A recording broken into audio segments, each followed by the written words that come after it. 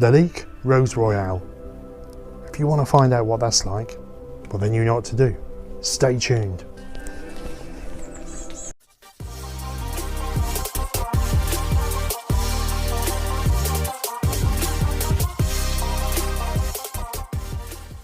Scenturion Legio X is on sale and links are in the description. Hello, my name is Scott and this is the Scenturion, and today I'm going to be showing you, it's a new one that I've bought recently. I've been after this one by Lalique. It's from their Noir Premiere range, I believe it's called, and as you all know, I'm a bit of a rose nut. I do like my rose fragrances, and this is called Rose Royale. So it's a little bit of, not an unboxing as such, but a show of the presentation, because I think it's fantastic. Now, I bought this from Notino. I've been waiting and waiting for it to appear on there, and at a decent price, because if you look at Harrods, it's £200. I managed to pick this up for £56. So I was really pleased. But here we have a great big stonking box. Now I am going to show you the presentation on this because this is fantastic. It's Rose Royale 1935. Now the 1935, all the dates in this range pertain to a certain date in Lalique's history.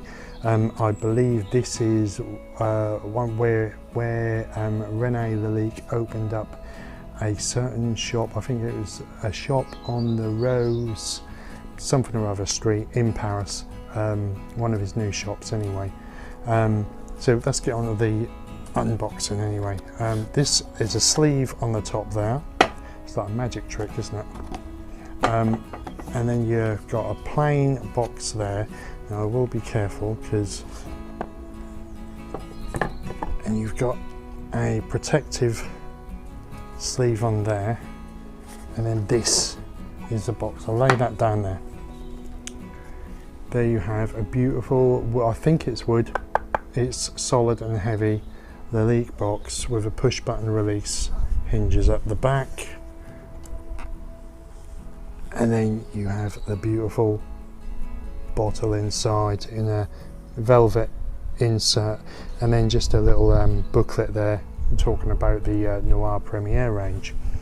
Now I will put them down for a second and I'll get the bottle out so that you can see. Let me just, I have been touching it, so it's got fingerprints all over the place. I do apologise, but it has a beautiful, I don't know if you can see, the colour of the juice is like an ambery coloured juice, and then these see-through bits are like, you know, dragonfly wings.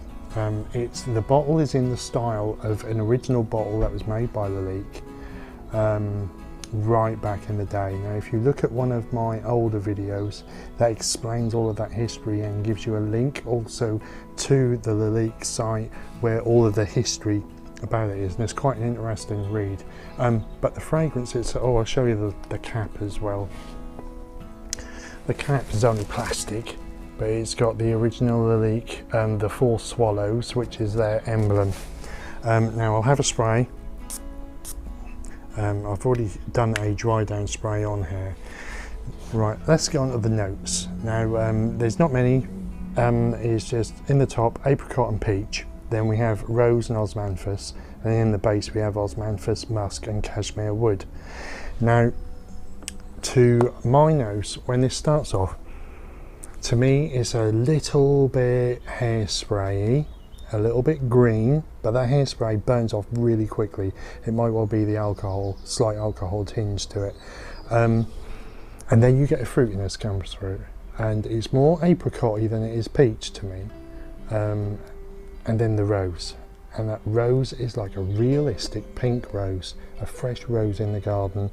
It's also got a green facet to it. Now when you listen or like read some of the reviews in Fragrantica about this, no one really mentions about a greenness, whether it's just me or whether they are doing what a lot of people do on Fragrantica. I'm not going to mention any names or anything. They seem to say there's this and this in the fragrance, and it's always more or less carbon copy of what the notes are what Fragrantica put on. That very rarely is that the case where someone can pick out every single note out of a fragrance that is mentioned on a website or whatever. It's very rare, but there you go, that's me moaning. Yeah, the rose, it's like a greenish garden rose. It's got a powderiness to it. As it dries down, it becomes a little bit more ambery.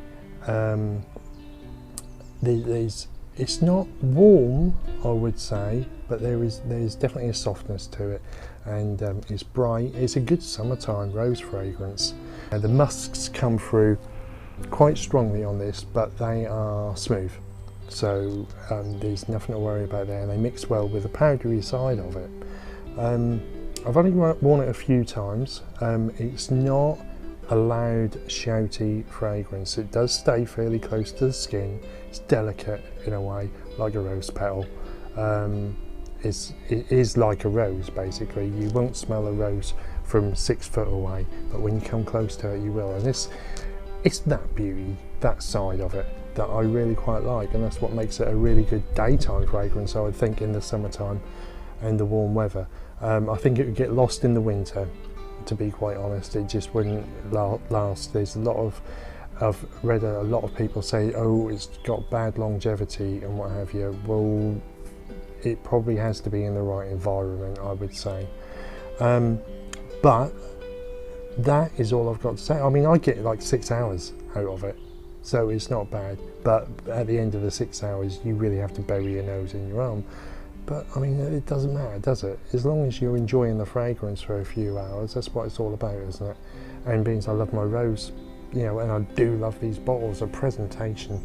If you can pick this up for less than £100, then you're doing really well, and you're getting like Killian type presentation. Get a sample if you can, and then you can make your mind up, can't you? But yeah, it's a beautiful rose to wear during the warm weather. Anyway, that is Rose Royale by Lalique, their Noir Premiere line, 1935. If you did like the video, please like, comment and subscribe, and don't forget to hit that notification bell down below, and keep safe out there, and I will see you all very, very soon. Thank you.